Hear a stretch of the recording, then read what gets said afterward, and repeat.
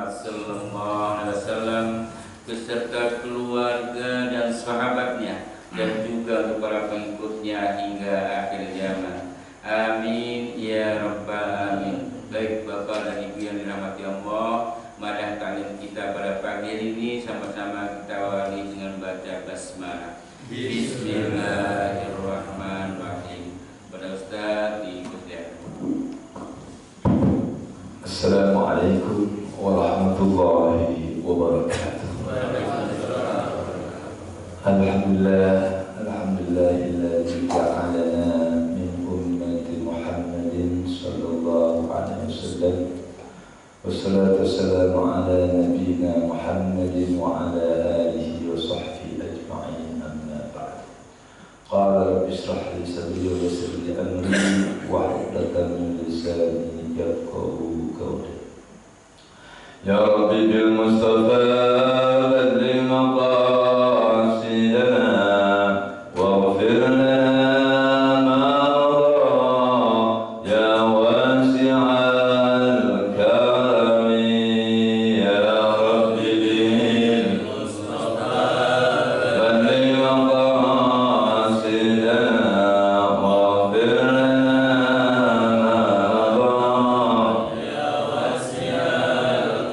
Muhammadun sayyidul kaunain was-saqalain wal fariqain min qurbin wa min ajami.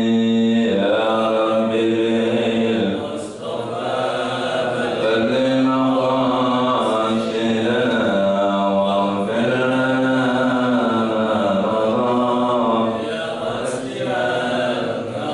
هو الحبيب الذي ترجى شفاعته لكل هول من الأهوال مقتحم. يا ربي بالمصطفى بلغ مقاصدنا واغفر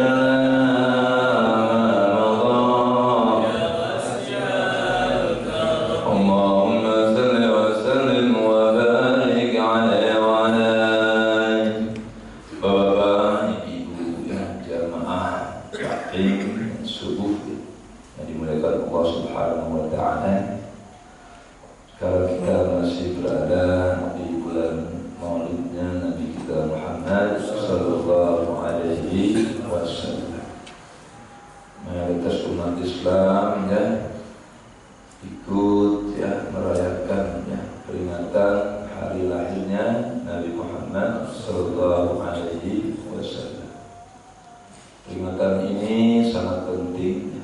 Kenapa? Karena tujuannya sangat jelas dan manfaatnya pun sangat banyak. Dalam peringatan Maulid, Bapak-bapak sekalian, di situ ada nilai silatul rahim. Kalau saya kemarin hadir di Empang Bogor, ribuan bahkan sampai 10.000 jamaah. Seperti saya haji ada 7 jamaah, banyak sekali. Kenapa tuh umat Islam berdatangan? Ya lain karena cinta kepada Nabi-Nya. Dari seluruh Indonesia bahkan dari Mekah datang di Madinah para ulama. Jadi kalau sudah dasarnya cinta, senang. Jadi umat Islam kalau ditanya kenapa sih Pak Ustaz bikin acara Maulid terus menerus, saya senang sama Nabi dan juga min alamatil mahabbah. Salah satu tanda bahwa orang itu cinta al-iksaru min zikri, sering menyebut nama. Allah Subhanahu wa taala sudah ngasih petunjuk Bapak sekalian bahwa umat Islam ini harus cinta kepada Nabi dengan memperbanyak menyebut nama Nabi. wa rafa'na laka zikrak. Ini dari Maulidnya Pak dalam Al-Quran. Jadi ada nggak Maulid dalam Quran? Ada. Wa rafa'na laka zikrak. Aku tinggikan sebutan wahai Muhammad nama. Allah aja Pak mengagungkan Nabi, mengangkat nama. Wa rafa'na laka. Maka umatnya nggak mau mengangkat nama nabinya, nggak mau mengagungkan nabi, nggak mau banyak menyebut nama Allah aja Pak. Wa rafa'na laka.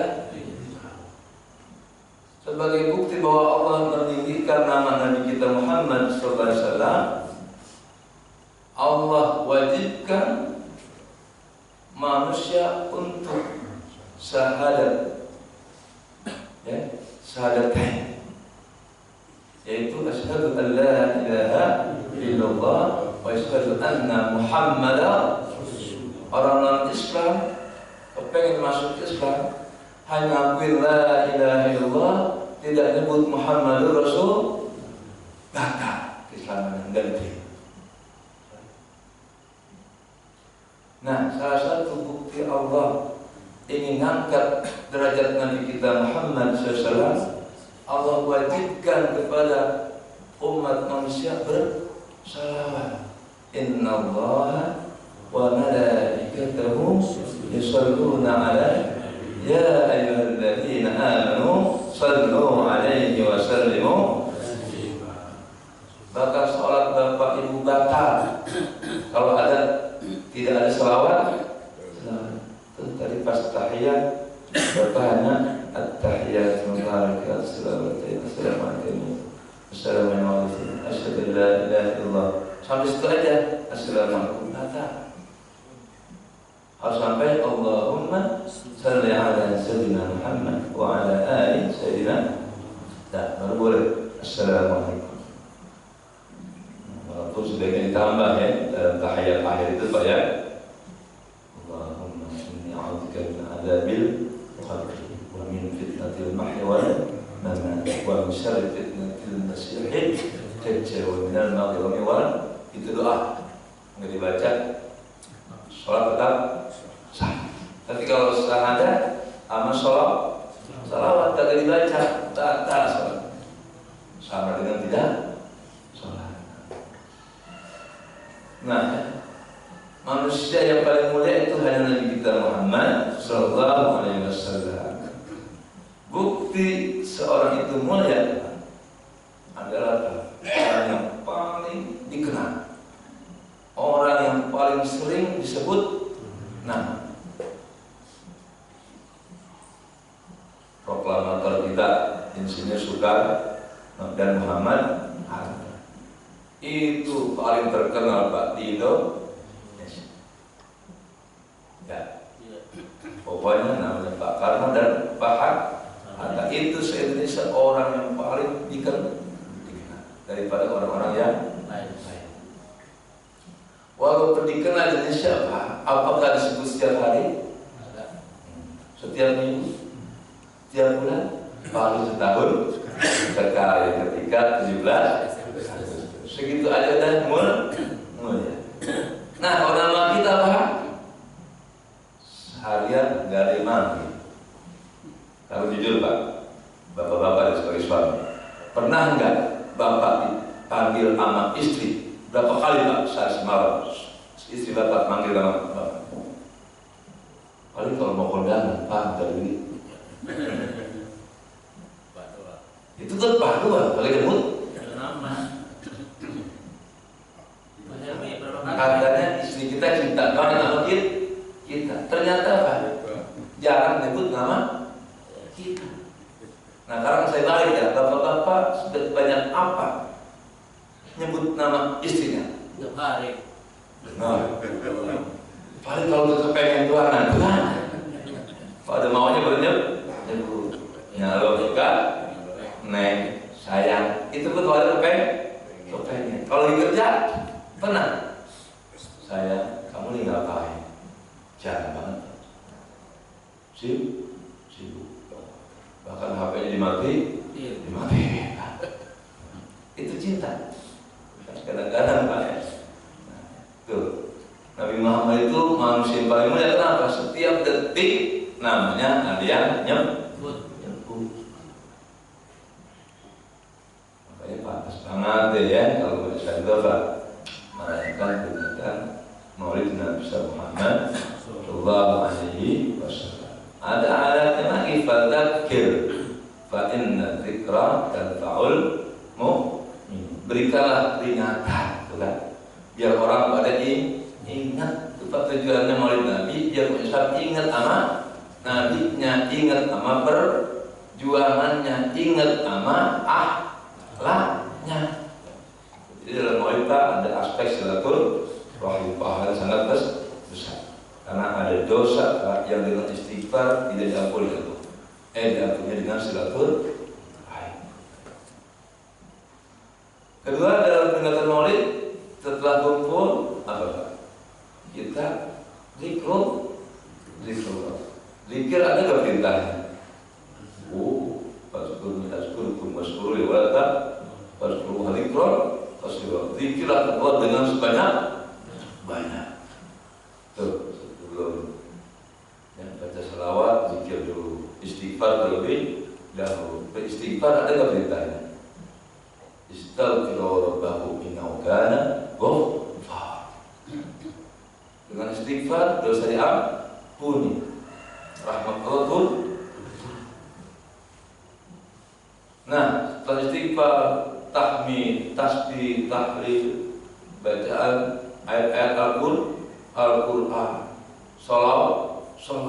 Satu salawat aja itu pahalanya 10. Berapa kali salawat itu dibacakan dalam peringatan Maulid Nabi Muhammad Sallallahu Alaihi Wasallam? Bisa ratusan. Bagaimana kalau yang bersalawat puluhan ribu orang? Berapa miliar rahmat yang akan turun kepada masjid tersebut, kepada tempat tersebut. Jadi peringatan Maulid dalam rangka menarik rahmat Allah Subhanahu wa Ta'ala. Nah, setelah itu, setelah baca selawat, kajian Islam, penceramah para alim ulama, para habaib ilmu. Betapa besarnya pahala menuntut ilmu. Setelah kajian Islam, apa doa?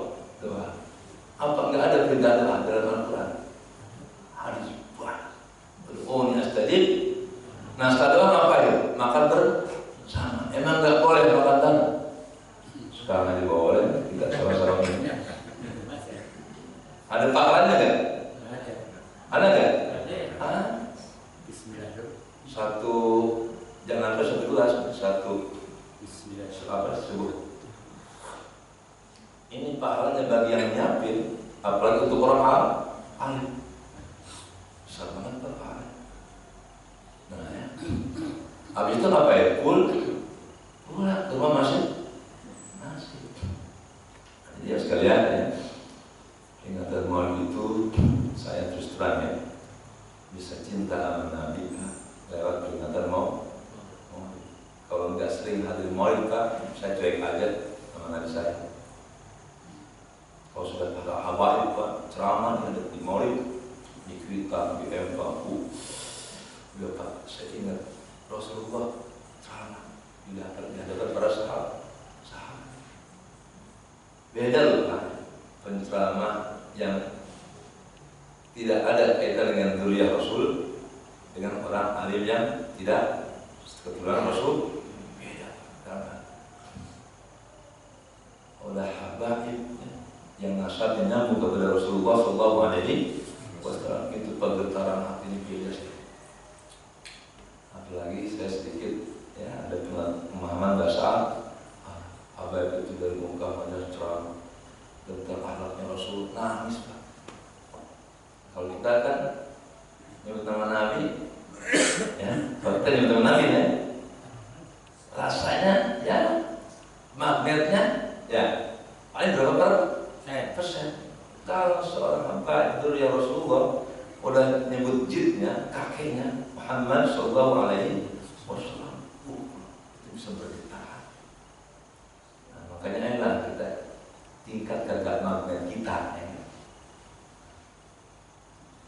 Sejauh mana magnet kita? Ya. Sejauh cinta kita juga pada Nabi kita Muhammad Sallallahu Alaihi Wasallam. Orang kalau cinta itu baca maulid Pak, oh, semangat betul. Ya Rabbi salli ala Muhammad, Ya Rabbi salli alaihi wa sallim, Ya Rabbi salli ala Muhammad, Ya Rabbi salli alaihi wa sallim. Kalau di hayati langsung saya beda dalam acara maulid ada doa. Rabbi faghfir li dhunubi ya Allah bi barakatil hadi Muhammad ya Allah. Rabbi faghfir li dhunubi ya Allah, ampuni dosa hamba bi barakatil hadi Muhammad, dengan keberkahan Nabi Muhammad. Dan Nabi kita Muhammad itu orang yang paling sayang sama kita. Beliau lebih sayang kepada kita dari orang tua kita kepada kita. Benar loh Pak. Orang tua kita tak sayangnya Pak, ya saudara. Ada orang tua yang hanya bisa melahirkan, membesarkan secara fisik, rohaninya Pak. Makanya orang tua yang sebenarnya adalah bukan orang tua biologis, orang tua religius. Kalau orang tua biologis Pak terhenti dengan kematian. Ya, orang tua kita, saya pengalaman. Orang tua saya sayang sama saya, masih bekerja. Ya udah, ketika udah sakit-sakitan, BAB di tempat, kencing di rumah. Apa kita harapkan dari orang tua kita? Ya, apalagi sudah menikah. Tapi kalau seorang guru, yang saya maksud orang tua dari kita adalah guru, terutama Nabi kita Muhammad Sallallahu Alaihi Wasallam. Beliau ini sayang sama kitanya dari dunia sampai akhir. Bahkan di akhirat hanya Nabi Muhammad yang diizinkan bicara oleh Allah Subhanahu wa Ta'ala. Nabi yang lainnya pada yang nggak ada yang bisa ngomong. Hanya Nabi kita Muhammad Sallallahu Alaihi Wasallam. Di pada masa nanti, sebelum masuk ke surga, Nabi sujud. Penghambaan dulu yang diutamakan. Tapi kata Allah, wahai Muhammad, di akhirat ini bukan tempatnya sujud, bukan makomnya sujud. Tempatnya sujud, waktunya sujud, makom sujud di dunia. Di akhirat sudah tidak ada sujud. Ain kata Allah, ya Muhammad, irfa' ra'saka, angkat kepala, jangan sujud lagi. Nabi sudah sujud dilarang. Sekarang orang pada mau sujud, padahal diperintah. Nabi aja nggak boleh sujud, ya, karena udah bukan makom ibadah, makom ibadah tidur. Irfa' ra'saka ya Muhammad, angkat kepala, bangun. Satu, sekarang kamu minta kepadaku, akan aku beri semua permintaan. Nabi yang lain terdiam semua, tidak ada kesempatan ketika hanya Nabi kita Muhammad Sallallahu Alaihi Wasallam. Apa permintaan Nabi pada ketika itu nanti? Nabi enggak mau kepengen masuk surga sendirian. Nabi enggak berdoa agar dapat bidadari sebanyak-banyaknya, tidak.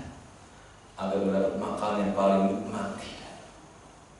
Apa yang Nabi minta ketika itu?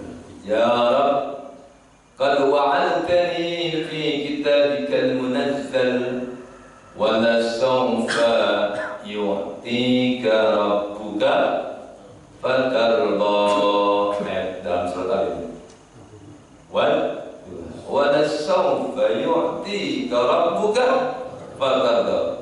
Allah janji dalam Al-Quran, wahai Muhammad, aku akan berikan kepadamu nanti di dunia nanti di akhir sesuatu yang kamu senang. Jadi aku, nabi-nabi yang lain tidak dapat itu. Hanya Nabi kita Muhammad Sallallahu Alaihi Wasallam akan aku berikan kepada Muhammad yang kamu senang. Nah, janji ini Engkau pernah berjanji dalam kitab Al-Quran, Engkau akan berikan aku yang aku senang. Apa permintaan Nabi ketika itu nanti? Walan arda ya Rab wa ahadun min ummati finnar. Ya Allah, saya nggak bakalan senang kalau ada satu aja dari umatku masih berada di neraka. Itu pertolongan Nabi terhadap umat. Allah kan janji dari Nabi ya, Muhammad, nanti di akhirat aku akan berikan kamu yang kamu senang. Apa? Nabi bilang, ya Allah, saya nggak akan senang kalau ada saja satu umatku masih berada di neraka. Apa artinya? Seluruh umatnya akan ditolong oleh Nabi Muhammad Sallallahu Alaihi Wasallam. Baik yang amal ibadahnya lebih banyak dari kemaksiatannya, baik umat Nabi Muhammad yang amal ibadahnya sama dengan kemaksiatannya, baik yang ketiga umat Nabi Muhammad yang kemaksiatannya lebih banyak daripada ibadah. Kira-kira Bapak Ibu yang mana? Pilih kan? Yang lebih banyak amal ibadahnya daripada dosanya, atau ibadah amal dosanya seimbang, atau lebih banyak dosa daripada ibadahnya? Pilih. Jujur. Kayaknya kita yang ketiga. Jujur aja Pak. Kayak kita yang ketiga. Maunya pertama. Maunya pertama. Cakep udah punya mau. Ya minimal yang kedua. Sholat nggak ketinggalan. Nggak lebih jalan terus. Kan gitu ya. Tahajudnya rajin. Korupsi jalan. Itu kan nilai ya. Yang ketiga, korupsi jalan terus, sholat saya. Ada lupa Nabi Muhammad. Wah, poin pertama sih Pak, yang ibadah yang lebih banyak dari kemaksiatannya, anggaplah ibadahnya 90, dosanya 10. Itu memang Pak, langsung ya udah jannah diwali hisab, masuk surga tanpa dihisab langsung. Nah, yang ibadahnya seimbang dengan kemaksiatannya, ya dakhulul jannah bi hisabin yasir, masuk surga dihisab sebenarnya itu Pak, 1 hari akhirat sampai 1000 tahun. Kalau masuk neraka 1000 hari di akhirat berapa miliar tahun Pak? Hitungan itu termasuk sebentar. Yang ketiga, kemaksiatan lebih besar daripada pahalanya. Ya dakhuluna jannah, tetap masuk surga bisyafaati Rasulullah Sallallahu Alaihi Wasallam. Ini dikatakan oleh Abbas radhiyallahu anhu.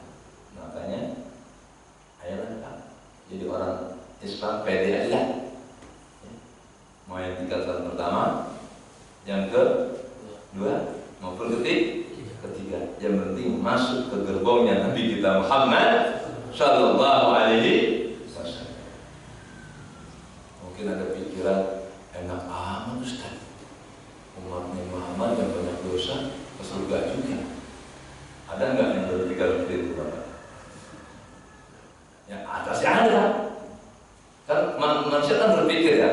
Kalau yang pertama kan wajar tuh, amal ibadahnya lebih banyak daripada dosanya. Nah, kan mereka ditimbang kan.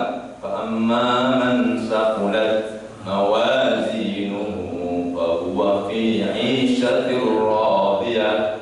Adapun orang yang lebih berat timbangan kebaikannya langsung masuk surga. Dosanya diampuni, itu otomatis sudah. Yang penting timbangan kebaikannya datuk ke kanan. Udah ahli surga tanpa dihisab.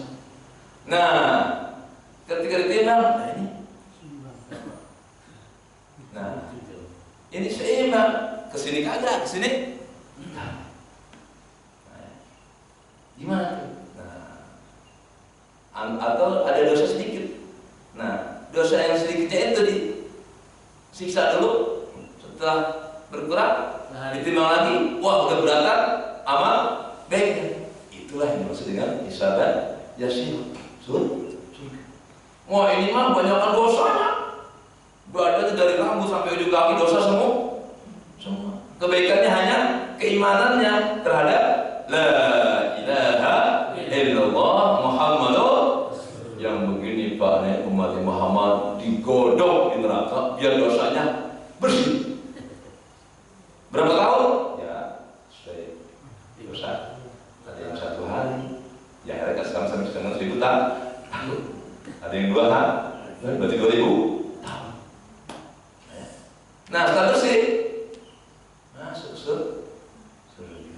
Nah, kata Nabi, kalau bapak haji di Masjid Nabawi, apa Nabi sabdakan? Syafaati likabairi ummati. Syafaatku nanti akan aku berikan kepada umatku yang banyak dosa. Amin ya rabbal alamin. Enak amat, makanya masuk Islam. Oh ya, enak amat ya umat Nabi Muhammad. Ya udah makanya masuk Islam. Yang beri nasrani, ayo masuk. Nah, itulah keistimewaan yang Allah berikan kepada Nabi kita Muhammad Sallallahu Alaihi Wasallam. Karena nabinya nabi paling mulia di antara nabi sebelumnya, maka umatnya pun menjadi umat yang paling mulia. Salah satu kemuliaan umat Muhammad adalah apa? Mendapatkan syafaatul uzma dari Nabi kita Muhammad Sallallahu Alaihi Wasallam. Innal kabaira fil ghufrani kallamami. Apalagi kita baca lihat ini, sesungguhnya dosa-dosa besar umat Nabi Muhammad sebesar pun atau dosa besar apapun dosanya itu dihadapkan dengan ampunan Allah, tidak ada apa. Seandainya dosa umat Nabi Muhammad memenuhi langit dan bumi dibandingkan dengan ampunan Allah bagaikan setitik pasir. Bagi Allah mudah banget ngampunin dosa setitik pasir. Kalau bapak ibu juga banyak dosa juga, ada lagi syairnya Pak yang menghibur kita. Ya Rabbi in azumat dhunubi kasra falaqad alimtu bi anna afwaka a'lamu in kana la yarjuka illa musinu faman alladhi yarjul musi'ul mujrimu. Oh tidak apa-apa. Ya Rabbi ya Allah ya Tuhanku, in azumat dhunubi kasra, kalau memang begitu besar dosa di hadapan-Mu ya Allah, falaqad alimtu bi anna afwaka a'zam, tapi hamba yakin ya Allah ampunanmu jauh lebih banyak dari dosa hamba. Pak, makanya nggak boleh putus asa dari rahmat Allah, dari ampunan Allah sebesar apapun dosa kita. Kalau dihadapkan dengan ampunan Allah, lebih besar ampunan Allah daripada dosa-dosa kita. Asalkan mau tahu, mau istighfar, mau menyesal. In kana la yarjuka illa musinu faman alladhi yarjul musi'ul mujrimu. Kalau hanya orang baik ya Allah yang berhak bertemu kepadamu, faman alladhi yarjul musi'ul mujrimu, maka hamba-Mu yang punya dosa ini kepada siapa ya Allah berharap? Karena tidak ada Tuhan kecuali Engkau ya Allah. Kepada siapa hamba mohon ampun ya Allah, kalau Engkau tidak menerima taubat. Kalau hanya orang-orang soleh aja Allah yang berhak ketemu Engkau. Kami yang banyak dosa ini, terus siapa lagi berharap kepada manusia? Tidak ada yang bisa mengampunkan dosa. Malaikat sekalipun tidak bisa mengampuni dosa hamba. Engkau ya Allah yang mampu memaafkan dosa-dosa hamba.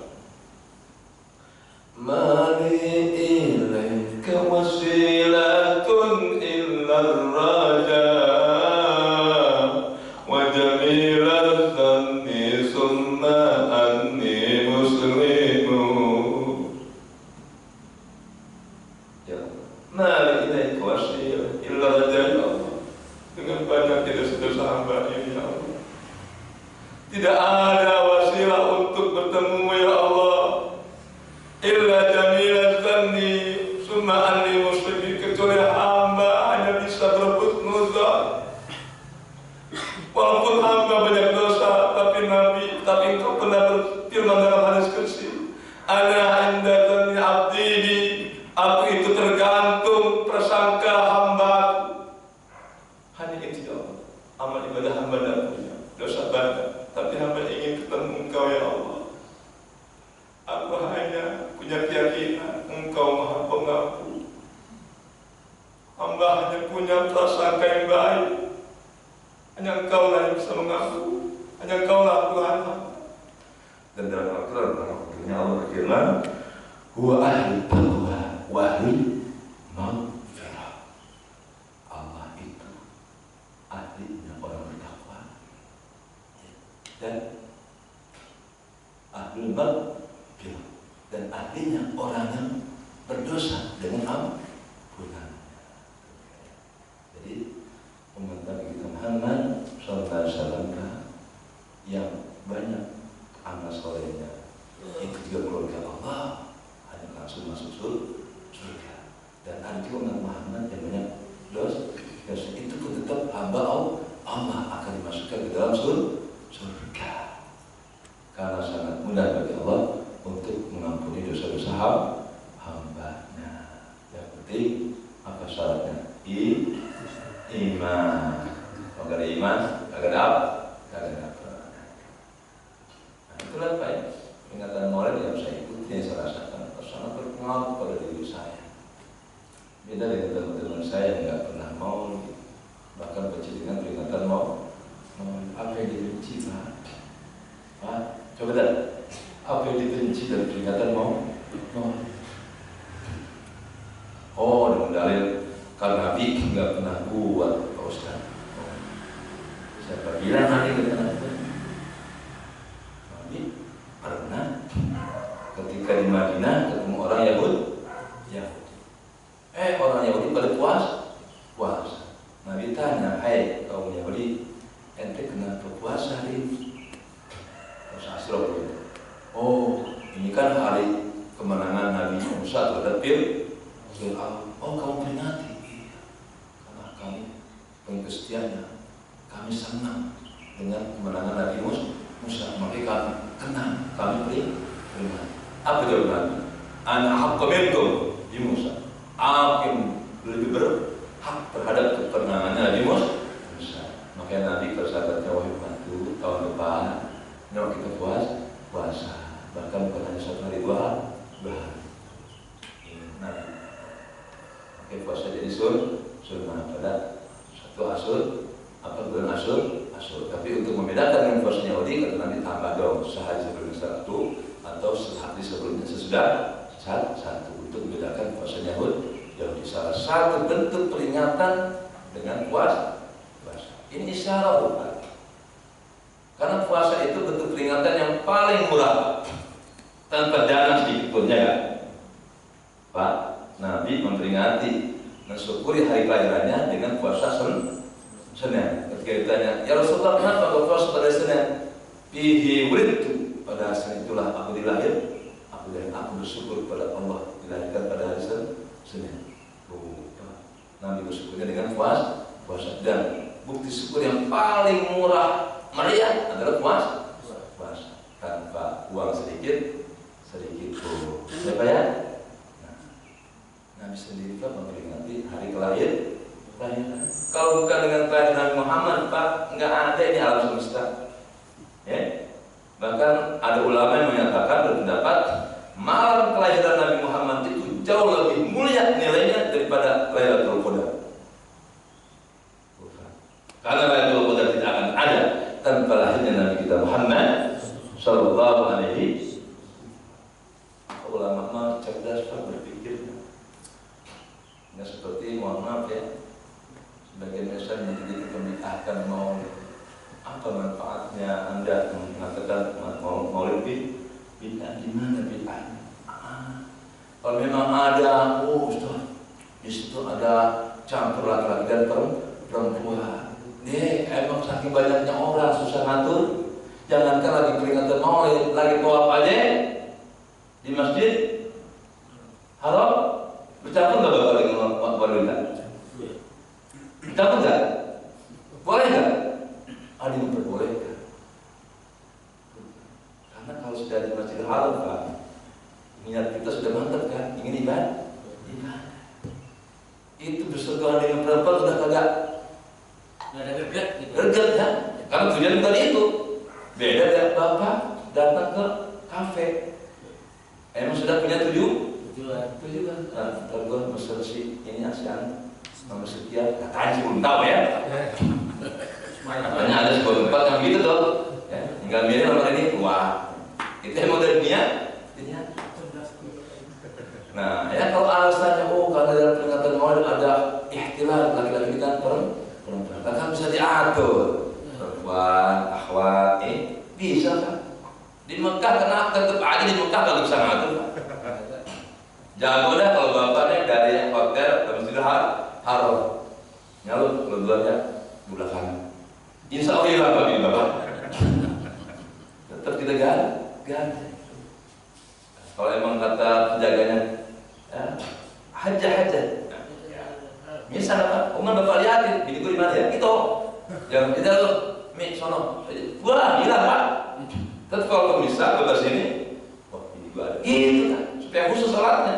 Allah, baca bapak kalau bininya hilang, Allah, bini gue di mana ya? Dan saya kenal ngajak istri, agak berat juga bapak kalau adik ngajak bini. Agak berat, puas kita. Tapi kalau sendiri, wah. Jadi pertama silakan goes, yang keduanya Pak jangan goes silakan. Sendiri aja. Cakep banget.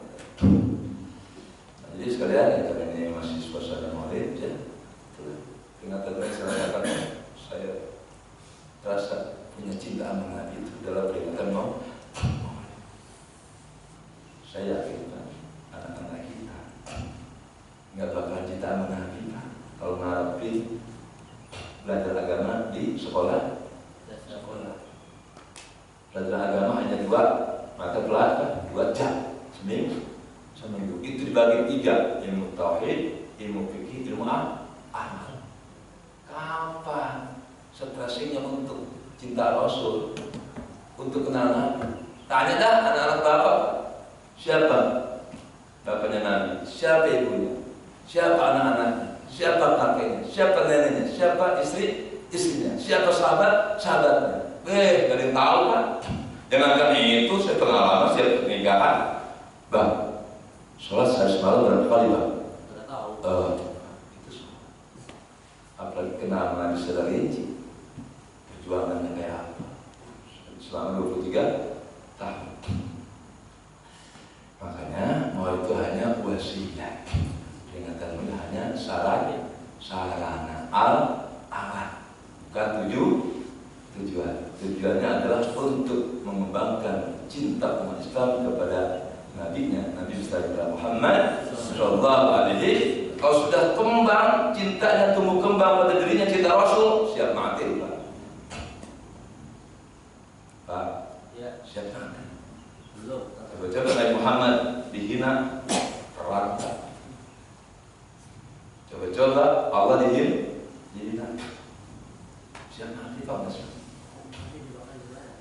Bahkan kematian yang dicari. Bagaimana Nabi Yusuf? Ya. Nabi Yusuf dibuang ke sumur. Apa kata Nabi Yusuf? Aku dibuang ke sumur. Untuk aku dibuang ke sumur. Dengan dibuang ke sumur, ya diambil sama pedang. Lalu dijual jadi seorang hamba sahaya. Untung saya dijual di tunggal ada ruginya kok misal. Kalau jadi hamba sahaya, Yusuf semakin dewasa jadi ganteng. Jadi julek ya. Dipitnah, dipenjara. Apa tadi? Yusuf, untung saya dipenjara. Nabi Yusuf untung terus dibuang, untung dijual Untung di penjara. Kenapa? Ketika aku ya dijual itulah tamasyaku. Tuh tamasya ya Pak dia bilang. Coba kau di rumah aja, nggak tahu apa gue. Ya kan, subhan. Ketika di penjara itulah persemendianku dengan Allah. Kalau dibunuh itulah mati syahidku di hadapan Allah. Orang cinta Allah, cinta Rasul, dan siap mengorbankan harta dan jiwa. Makanya firman Allah, wajahidu fi sabilillah bi amwalikum wa anfusikum, berjihadlah jalan Allah dengan harta dan nyawa kalian. Kenapa harta dulu Pak bernyawa? Umat Islam nggak bakal siap mengorbankan nyawanya. Itu berat, dilatih dulu mengorbankan harta. Kalau hartanya aja nggak mau berkorban, apalagi? Makanya kenapa ayatnya wajah itu bi amwalikum, harta dulu baru nyawa. Karena nyawa kan hilang semua kenikmatannya ya. Kalau harta makan di keluarga masih hidup, masih ada kesenangan dulu. Udah nyawa dikorbankan, hilanglah seluruh kenikmatan dunia. Tapi bagi orang beriman nggak apa-apa hilang nyawa di dunia ini, karena aku akan bertemu dengan kekasihku itu Allah Subhanahu wa Ta'ala. Itu lebih nikmat bagiku. Kita semangat ya. Mohon maaf ya, perkumpulan lain 21 2. Itu kita semangat Pak. Segini kan kurang semangat ya Pak ya. Coba kalau jutaan, wah ya asalnya pengecut jadi berani Pak. Kalau segini nih, kita kumpul berhadapan dengan orang kafir, dengan penjahat. Allah, makin Allah ya labannya. Tapi kalau jutaan Pak, Allah, takut Pak mendengar suara takbir aja dan lemesnya. Makanya Nabi Muhammad, para sahabat Nabi itu Pak ketika mau perang, dia takbir kan. Allahu Akbar. Wah, kudanya tombak. Gak ada takut mati. Yang bikin takut mati Pak kata Nabi apa? Al-wahan. Penyakit umatku di akhir zaman adalah al-wahan. Apa al-wahan itu? Hubbud dunya wa karahiyatul maut, cinta sama dunia dan benci dengan kematian. Orang benci sama mati Pak kalau senang dunia. Duit banyak, bini banyak, rumah mewah, badan sehat, sama mati takut banget. Kalau cinta dunia, ya dia Pak memburu dunia. Kalau sudah cinta Pak, takut dengan kematian. Padahal kematian kata Abu Darda, uhibbul mauta, aku lebih senang kematian. Ishtiyaqan li Rabbi, karena dengan kematian itu aku akan bertemu dengan Allah Subhanahu wa Ta'ala. Jelas sedikit tentang peringatan Maulid ya. Saya akan lanjutkan bab fikih kita, mahallun niyyah. Tentang definisi niat. Mahallun niyyah di mana Pak? Niat itu tempatnya, tempat niat. Mahallun niyyah bi ittifaqil fuqaha wa fi kulli mawadi' al-qalbu wujuban. Ulama sepakat bahwa tempatnya niat adalah dalam hati, bukan di lidah. Niat itu tempatnya di dalam hati. Wala takfi bil lisani qat'an, enggak cukup hanya dengan ucapan. Beda antara ucapan niat dengan niat itu sendiri. Wala yushtaratu talaffuz biha qat'an, dan tidak disyaratkan melafazkannya. Lakin yusannu inda jumhur, hanya disunnahkan. Jadi melafazkan niat yang baik itu sunnah. Seandainya tidak pun kagak apa. Yang penting niat itu di dalam hati. Yusannu inda jumhur, menurut kebanyakan ulama itu hukumnya sunnah melafazkan niat. Ghairal Malikiyah, hanya saja mengikut Imam Maliki, enggak bilang sunnah, bahkan nggak usah, ya. Bahkan nggak usah aneh ya. Kalau kita sholat di Masjidil Haram, ada yang soleh, langsung aja. Karena itu pengikut Imam Maliki tidak sunnah, berarti nggak usah dikerjakan. Setelah pengikut Imam Maliki, Syafi'i, Hambali, Hanafi, dia bilang sunnah. Limusa'adatil qalbi ala istidariha. Kenapa lafaznya itu disunahkan melafazkannya? Limusa'adatil qalbi ala istidariha, untuk membantu hati dalam penghadiran ini. Hanya untuk membantu hati kita dalam berniat. Lebih mantap ya kalau ucapkan. Seandainya udah mantap kan kalau diucapkan, enggak diucapkan pun gak apa-apa. Tapi kalau hanya diucapkan tapi dalam hati tidak berniat, itu belum niat, sia-sia. Makanya kudu tahu apa yang dilapaskan. Ya percuma orang tahu lafaznya usolli fardhu subhi rak'ataini mustaqbilal qiblati adaan ma'muman lillahi ta'ala. Itu lo ngomong apa? Enggak tahu. Lafaz niatnya juga enggak tahu bagaimana niatnya. Jadi lafaz niat itu untuk membantu hati dalam menghadirkan niat. Jadi hanya bantu, ya, alat pembantu. Tanpa apapun niat bisa jadi. Liyakunan nutqu aunan ala tadakkuri, agar ucapan itu membantu ingat dan hati. Wal aula indal malikiyah tarku talaqqud biha. Kalau pengikut Maliki mah tetap kukuh, tinggalin, nggak boleh baca usul. Li'annahu lam yakun an-nabi wa ashabi talqiniyah, karena itu tidak pernah ya didapatkan dari Nabi Muhammad seseorang dari para sahabat melafazkan niat. Kenapa?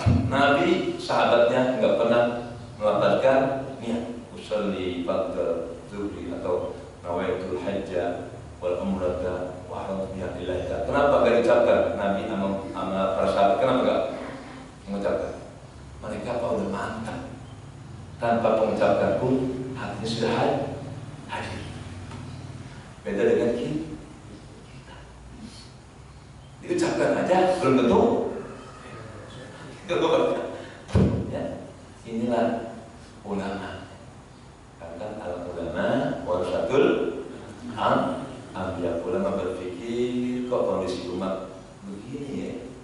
Zaman Nabi nambah ke zaman sahabat, Al-Quran enggak dibukukan pun tanpa masalah. Alatnya Quran yang kita baca ya, itu tidak terkumpul Pak, belum dikodifikasi. Bahkan belum ada titiknya, belum ada harokatnya. Zaman Nabi dan sahabat aman Pak, tanpa masalah. Ketika Islam menyebar ke negeri-negeri non-Al, bayangkan kayak kesulitnya umat Islam mempelajari Al-Quran. Yang ada titiknya dan harokatnya saya saja seperti sekarang banyak yang buta huruf Al-Quran. Apalagi Quran harus murni seperti apa zaman Nabi dan sahabat, tanpa titik, tanpa harokat. Guru ikronya juga bingung. Jadi Pak, misalnya Pak, Bismillahirrahmanirrahim. Ba aja titiknya. Apa kalau pusing ya ngajarin anak santri kita nanti TPA? Ini B apa T apa C? Ya, ada titiknya. Titik itu siapa yang buat? Sahabat. Zaman sahabat baru titik Pak. Zaman tabi'in, waduh. Ini yang membedakan A, I, U, E apa? Harokat. Maka tidak kemarin seorang tadi. Sekarang orang kaplan. Al-Quran ada titiknya, ada hurufnya. Itu pun masih banyak sebagian umat Islam yang belum bisa baca Al-Quran. Jadi kenapa zaman Nabi enggak butuh lafaznya? Sekarang seandainya Bapak Ibu sudah seperti Nabi dan sahabat pemahaman agamanya, enggak usah lafaznya juga enggak apa. Seperti saya kadang-kadang enggak usah saya ucapin usolli fardhu maghrib, karena antara bacaan usolli saya paham. Ketika saya baca usolli fardhu subhi, itu saya langsung paham. Bahkan niat saya dalam hati saya dengan bahasa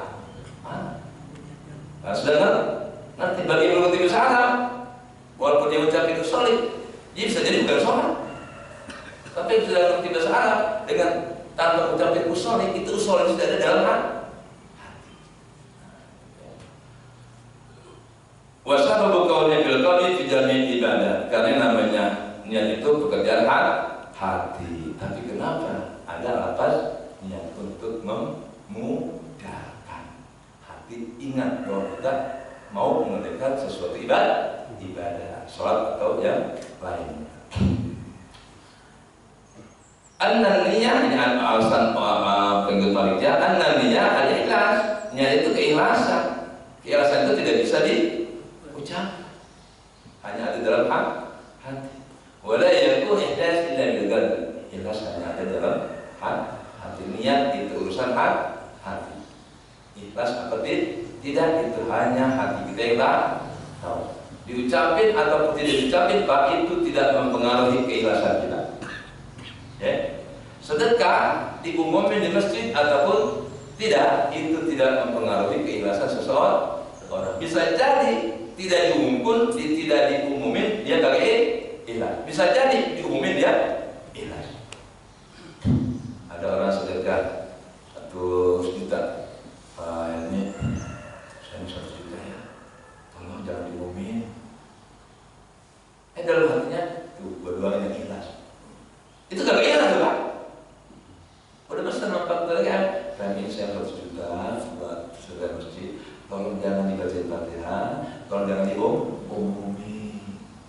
Pas selesai ngasih di juta, orang pakai 100 juta keluar walaupun gak diumum. Itu ujung belum hapus lagi pahalanya. Walaupun diumumin sudah 100 juta.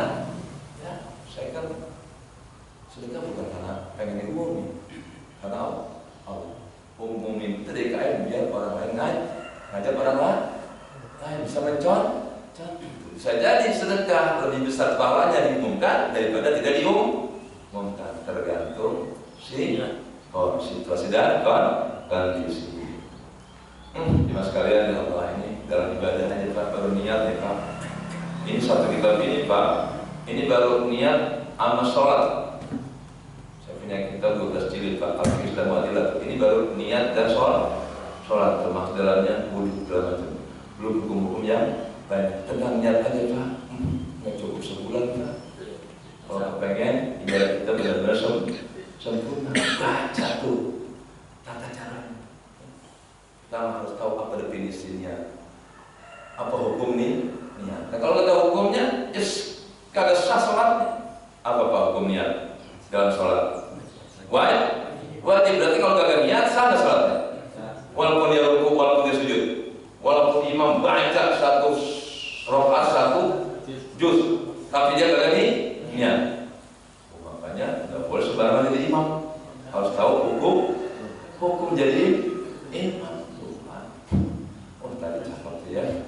Kalau yang ngerti Quran kan, tadi saya jadi imam. Saya memahami apa yang imam baca. Bisa jadi imamnya kagak ngerti, makmumnya karena banyak, hafiz kan, hafiz 30 juz. Dia hafal, tapi belum tentu ngerti. Nah, kalau saya agak banyak hafal, tapi ngerti. Makanya kalau imam salah, walaupun saya nggak hafal, saya tahu dari arti. Makanya imam kalau di belakang itu orang alim Pak, gemeteran. Bener Pak, gemeteran. Saya imam seperti Pak. Di belakangnya ada para haba, baik gemeter Pak.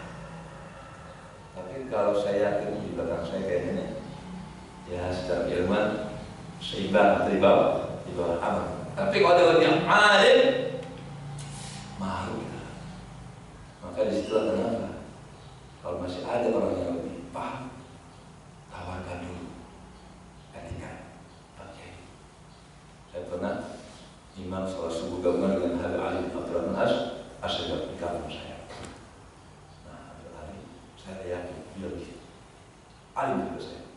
Habib, tolong imam, enggak ente, berarti saya dipercayakan. Antum aja lebih mudah, lebih bagus, indah suara.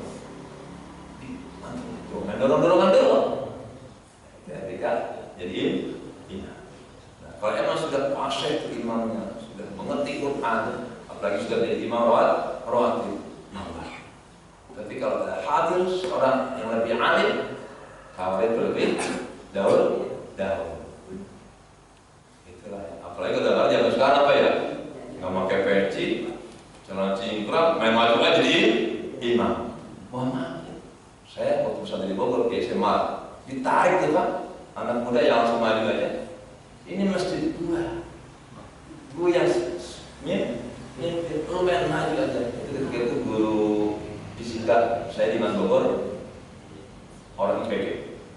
Jadi saya kan ya di pesantren kan selawat itu kan santri sebelum keda datang. Oh nggak sabar nih guru fisika saya sombong banget. Langsung jadi imam.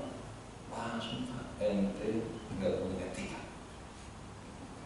Nggak boleh pendatang langsung jadi imam kecuali atas izin imam rawatib. Nah seperti itu. Saya bertanya siapa yang merawatib? Alhamdulillah. Dia seorang hafid, syukur dia ya hafid juga, ngerti juga apa yang terbaik. Cuma sekalian karena sudah ada titik ya, kita harus disiplin. Kebetulan saya pun ada pernikahan 10 pasangan hari ini ya. Mudah-mudahan tidak ada yang terlambat demikian ya. Mari kita akhiri dengan doa Al-Fatihah. A'udzubillahi minasyaitonir rajim. Bismillahirrahmanirrahim. Alhamdulillahirabbil alamin. مالك يوم الدين إياك نعبد وإياك نستعين اهدنا الصراط المستقيم صراط الذين أنعمت عليهم غير المغضوب عليهم ولا الضالين آمين واعف عنا يا كريم اللهم صل على سيدنا محمد وعلى آل سيدنا محمد الحمد لله رب العالمين حمدا يوافي نعمه ويكافي مزيدا يا ربنا لك الحمد ولك الشكر كرمك الكريم وعظيم سلطانك اللهم انفعنا بما علمتنا وعلمنا الذي ينفعنا ربنا زدنا علما وارزقنا فهما والحمد لله على كل حال ربنا هب لنا من ازواجنا وذريتنا قرة اعين واجعلنا للمتقين اماما رب هب لي من الصالحين رب اجعلني مقيم الصلاه وذريتي ربنا وتقبل دعاء ربنا اتنا في الدنيا حسنه وفي الاخره حسنه وقنا عذاب النار وصلى على سيدنا محمد والحمد لله رب العالمين السلام عليكم ورحمه الله وبركاته. Waalaikumsalam warahmatullahi wabarakatuh. Alhamdulillah, jazakallahu khairan pada Ustaz Amar Hasan yang telah menyampaikan tausiahnya atau pelajarannya pada pagi hari ini terkait dengan niat dan juga terkait dengan bagaimana cinta kita terhadap Rasulullah SAW. Cukup menyentuh pada pagi hari ini. Mudah-mudahan apa yang disampaikan tentunya akan lebih mencintai pada Rasulullah SAW dan meningkatkan ketakwaan kita pada Allah Subhanahu Wa Taala. Kita langsung pada sesi tanya jawab, Ustaz. Silakan yang mau tanya jawab. Satu, ada lagi, ibu-ibu.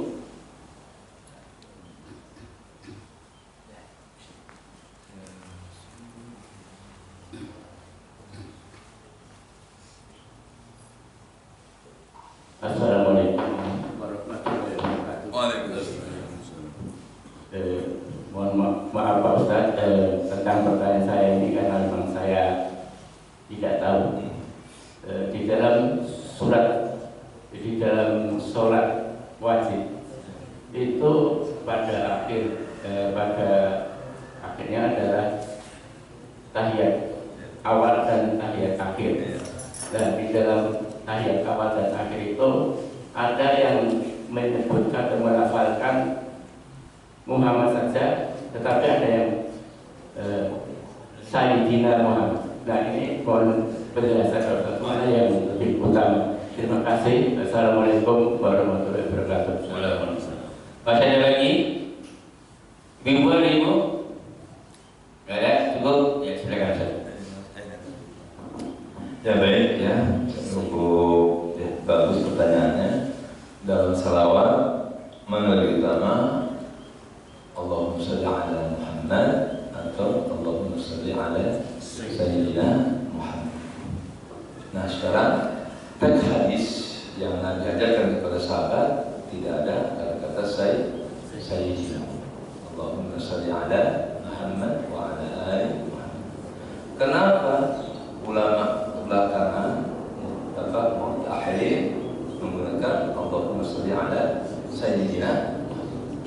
Ini memang cukup terjadi perdebatan di antara para Nah sekarang kenapa ya, terutama dalam Ahlus Sunnah wal Jamaah mereka pasti menggunakan Sayyid, karena ada sebuah hadis Nabi, ana sayyidu waladi Adam wala fahr.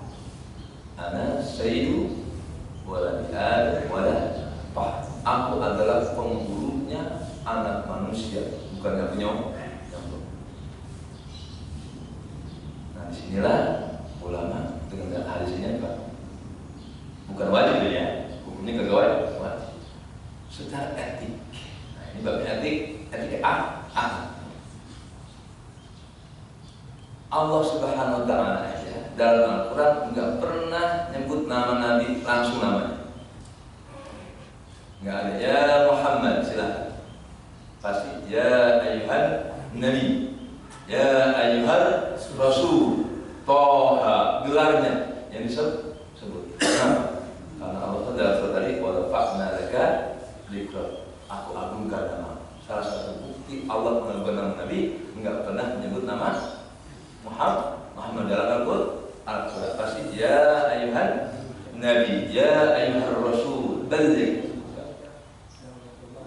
Jadi etika bukan kagak boleh, hanya kurang etis kalau kita menyebut nama Nabi Muhammad.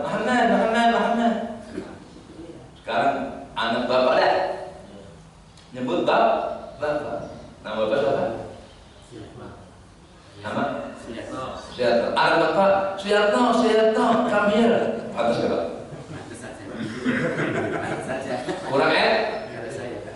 Kurang etis. Pak, secara umum Pak, kurang etis kalau anak panggil bapaknya namanya langsung. Pasti ya Abi, ya Om. Orang Betawi aja Pak, nyak lo, bapak lo. Itu etika. Kalau bapak itu lebih dahulukan daripada tanpa etik. Coba dah Bapak Gubernur datang NTMC, alhamdulillah Anies datang. Kira-kira pas secara rasa, alhamdulillah Anies itu teman gue datang. Atau lebih gue ya, alhamdulillah terus kalian yang terhormat Bapak Gubernur DKI Jakarta Anies Baswedan telah hadir di tengah kita. Itu lebih menyatakan. Walaupun Bapak boleh-boleh aja merasa sudah kena panas ini, boleh-boleh aja, tapi lebih etis, lebih beradab. Kalau disebut gelarnya, alhamdulillah Bapak Gubernur DKI Jakarta telah hadir. Bapak Profesor Doktor, sebut Pak Profesor Doktor, boleh nggak disebut gelar? Boleh, tapi kalau disebut gelar Nabi memang apa? Mengajarkan umatnya Allahumma sholli ala Muhammad. Kita selaku umat yang beretika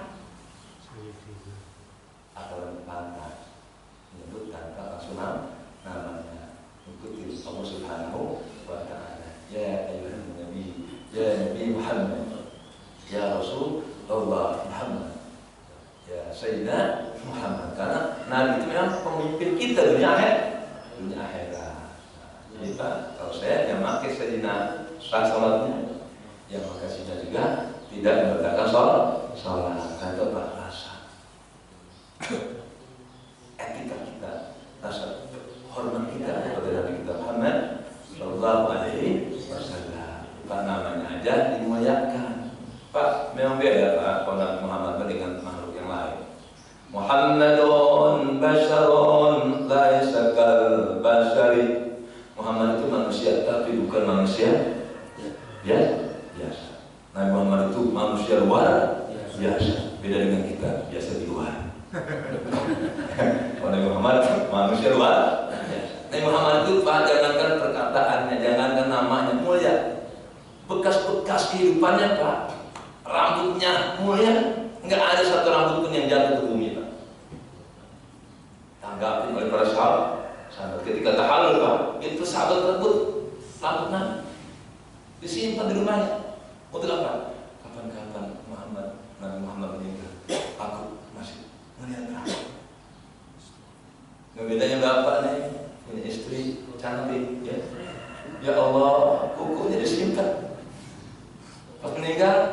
Ya.